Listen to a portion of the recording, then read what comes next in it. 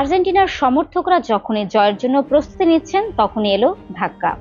যোগ করা সময়ের প্রথম মিনিটে জন ইয়াবোয়ার ক্রসে মাথা ছুঁয়ে ইকুয়েডরকে সমতায় ফেরান কেভিন রদ্রিগেজ। 250-টিরও বেশি ডিজাইন অপশন নিয়ে ওয়ালটন স্মার্ট ফ্রিজ, বোঝে আপনার প্রয়োজন। এক গোলের সমতায় শেষ হয় নির্ধারিত 90 মিনিটের খেলা।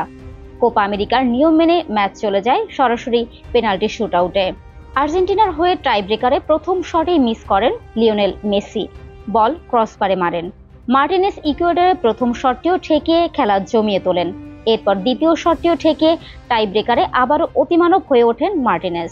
ইকুয়েডরের হয়ে প্রথম দুটি শট নেওয়া অ্যাঞ্জেল মেনা এবং অ্যালান মিন্দার শট ঠেকান এই গোলরক্ষক।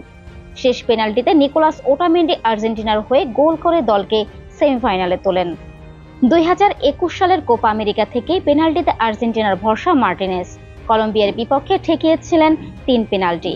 এরপর বিশ্বকাপে নেদারল্যান্ডস আর ফ্রান্সের বিপক্ষে জয় তো ধরা দিল এমি মার্টিনেজের বিশ্বস্ত হাতেই। 2024 সালের কোপা আমেরিকাতেও বদলালো না সেই চিত্র।